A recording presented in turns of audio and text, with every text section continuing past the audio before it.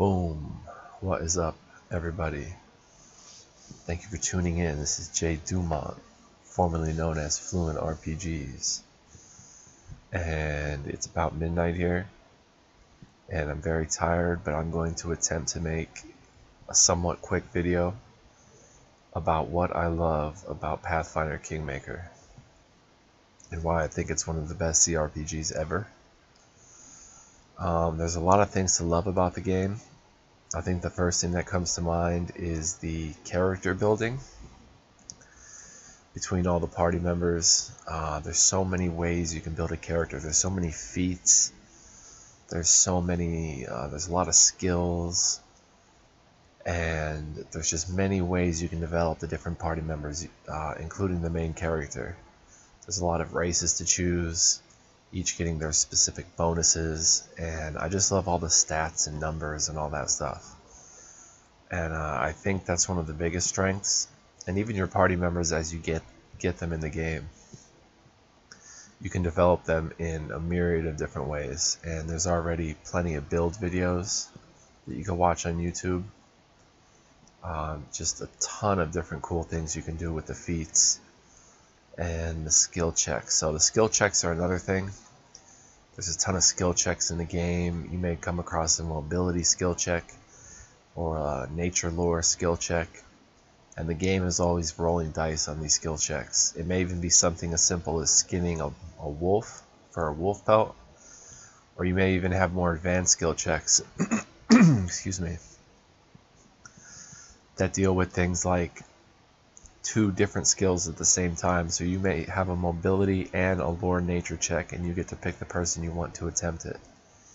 So there's a lot of stuff like that in the game. The skill checks are pretty awesome. You may find hidden objects hidden with the perception skill. You can pick locks and get some good treasures with trickery. The different knowledge skills come into play, and there's just a lot of cool stuff to do with the skills. So another thing I really like is the alignment system. There's so many moral choices to make in the game, and you really have to pay attention. That's another thing I like in general in the game, is that you have to pay attention, but we'll get to that. But the alignment, based on your choices, will shift your alignment from your starting alignment in very slight ways. But if you make enough different choices from your natural alignment, you could actually switch alignments. This could mean falling from lawful good to neutral good, or even lawful evil if you decide to just go off the rails and become evil and make those choices. So there's a lot of things like that. Now, with the paying attention thing, not only in combat, but in pretty much everything you do in the game, you have to pay attention. In the kingdom management, you have to manage your baron, your barony. You have to make tough decisions. You have to make moral choices and dilemmas and choose how you want to run your barony. There's pros and cons of each choice you make, and it affects the game greatly. So the game has pretty much the most choice and consequence and skill checking behind the scenes, along with the alignment of pretty much any CRPG ever that I have ever personally played. And you're constantly making these choices. When you're talking to characters, you may have the option to make, 5 different differing alignment choices on what to say to them, and that affects how things play out. Same with your barony. So the kingdom simulation is cool. I think they can use a little more work in the tutorial area, because I've spent 180 hours with the game already. Some of that was away from computer time, but my first run through the game, where I got about to the end of chapter 3, I didn't realize that timers were actually a thing in the game. I was completely oblivious to it. And the timers are a great addition, and I'm going to explain why. The timers make it pretty much realistic. It's as if, say in a game like Oblivion, Elder Scrolls Oblivion, they say, oh no, Daedric portals are opening, Oblivion gates, and demons are pouring out of them and attacking the city, and what are we going to do? And you could literally be picking flowers for 6 days, and the game just kind of pauses and waits. And this is how most RPGs really do it. It's kind of like you can go do it when you want to, even though supposedly this terrible thing is happening. It's just like, oh, you know, that's fine if you go pick flowers for a week or a month and then just get to it, you know, when you want to. But in this game, there are timers, and they're pretty lenient overall. But when you're warned that something is pretty urgent, you have to take care of it. And if you don't, you could actually lose the game. You can get a game over from a crumbling kingdom because of these timers. And I think they should really be a standard in RPGs going forward in this genre. As long as the timers aren't too strict, they aren't in this game. They give you plenty of time. I finished chapter 1 with like 48 days to go and still explored the whole map and did all the side quests and everything. So the timers are great and they add to the game greatly. You can't abuse the rest system. So you kind of have to, you know, you have to manage things. You have to manage your rest, your supplies. If you plan on challenging as I am, you have to manage your health well. You know, all these different things. And there's a lot of management in the game. And it's a really cool feature. So the next thing I want to talk about is the combat. And the combat is very intricate. If you make a tank, you're going to want that tank to attract all the aggression, and then you're going to want to flank it with your other characters. And depending on how you built them, and what weapons you're using, and what enhancement and gear you're using, what spells, what potions or scrolls, like it can play out in a myriad of ways. And the combat is just excellent in the game. Best CRPG combat I can remember playing. It's very rewarding. The AI is good, even though some people would argue differently. I feel like the AI is good. Sometimes they may try to go for your backline characters, or you may get ambushed and have to defend your backline. Formations, I've talked about this in another video, very important. You have to have good formations, because you don't want your low AC characters, your low armor class characters, getting aggroed and being flanked or taking damage, because they will die very quickly. So you want your tank kind of taking the aggression, and then you can buff, you know, all the different characters with Bark Skin or Cat's Grace, Bull Strength, and Bless, and you can cast Bane on your enemies, and everything is useful. It's as if that every spell they included in the game has some good use. I remember I've played a lot of Baldur's Gate 1, which is my favorite Baldur's Gate game, which may be like a blasphemy, but I love Baldur's Gate 1 and low-level D&D.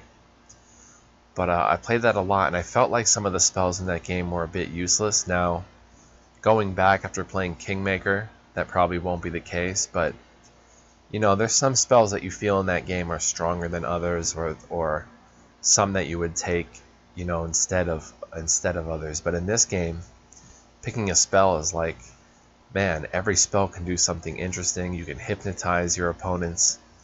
There's all the saving throws, the will, fortitude, and reflex saving throws. You can put your opponents to sleep. You can bane them and give them debuffs. And there's so many ways to do it. And that goes back to the character creation too. There's just so many different ways that you can proverbially skin the cat, as they say, in this game. So combat is excellent. The story and dialogue, I wish there was more voice acting, because the voice acting is great. The story is excellent. The module itself is excellent. The goal of running a barony over a land that you took control over, you know, is a great, unique storyline, and something you don't see in CRPGs, especially combined with the kingdom management, where you actually have to run the kingdom. So the story's great, the voice acting's great. Wish there was more voice acting, other than just when you're camping and stuff. I'd love to see a lot more of the scenes voice acted. There is, you know, some voice acting in the game at different parts, especially in the main quest story, when you meet companions and stuff, but I'd love more voice acting in the game. The dialogue is well written. There's tons of lore, man. You can just go in the encyclopedia and read all about the gods of the land, and you actually care about them, because they're kind of put front and focused on them. So you hear a lot about the gods from the various companions you travel with, from the books you read, from the other people in the game. And the cool thing is that you can hover over these some of these names, and it'll give you a short description of who they are, what this area is they're talking about right in the dialogue window. So that's something cool too. But you can really nerd out with the lore. I love the lore. All the gods are cool.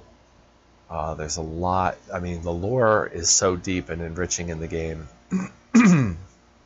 It's right up there with Dungeons and Dragons. And if it's not as deep as Dungeons and Dragons, they've certainly done a good job of making it seem like it is, because there's just, you know, they'll bring up names and you'll hear them over and over, and you start to get a feel for these other lands that they're talking about. Sort of like how D&D will talk about the Underdark or Waterdeep and stuff like that, Neverwinter. You start to hear the familiar names in Kingmaker as well, and they just start to, you start to get a feel for these lands, and you feel like you're there, you're immersed in the game, and this is a real world, and you can just really nerd hardcore with the lore. There's a lot of lore in the game. A lot of cool weapons to choose, a lot of cool different ways, you can build your characters with the weapons.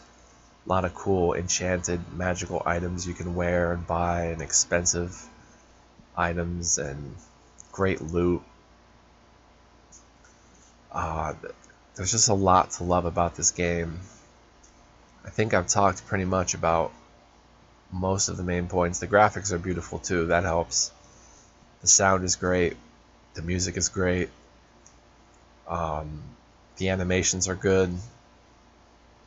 The challenge is very high, especially for a first run. Now I'm playing through with a second character, a new character, and I know the game a lot better, so it's easier to play on challenging. But on a first run, you're probably going to mess up the kingdom management. You're probably going to mess up the combat a lot. There's so many intricacies and little details in this game. It rivals pretty much, if not outbeating, pretty much in the depth and complexity department of pretty much any game out there. It's really that deep and involved, and you're not going to learn everything the first time you play or the second time you play. You're certainly not going to see everything. The world is huge. There's a lot of cool exploration. That's another thing I like, is the map, the world map that you can explore. You can find, based on your perception skills, you can even find like previously hidden areas to explore, and there'll often be good loot and enemies and encounters and things to find of that nature. So there's cool exploration, a great world. They really did the world building excellently. Great characters. I like pretty much all of the characters, and they're memorable. They stick with you. Taking one out of your party to replace it with a new character is a tough choice, because you kind of grow attached to the previous character. So really, I mean, the game is just fabulous. I give it a 10 out of 10. Now, the video wouldn't be complete without talking about bugs. I personally haven't encountered many, and if they were very minor. I think Amiri duplicated one time, but when I left the map, her duplicate was gone. So, and they're hot fixing it all the time. They keep patching this thing like every 2 days with the hot fix that fixes a lot of the bugs. So they're doing a good job there. Other people have reported some game-breaking bugs in later chapters. I can't really comment on those, but I've had a pretty much bug-free experience for the most part. So it's definitely playable. I mean, 180 hours already. So, all the way up to the end of chapter 3. Having a great time. You can check out the Let's Play on my channel if you want to take a peek at how I play it. I try to play with the tactics that I learned from the first run. It's not perfect. I'm not a master of the game. There's some people who get so intricate in it with the builds and everything that, they just become masters and play on hard or unfair difficulty. I'm just playing on challenging, and it's been a blast. So, highly recommend it. Gonna cut this video at about 15 minutes. I think I've talked about pretty much everything. Best CRPG to come out in years, and the closest thing to Baldur's Gate that I think has ever released. It's right up there, and it's top notch in pretty much every way.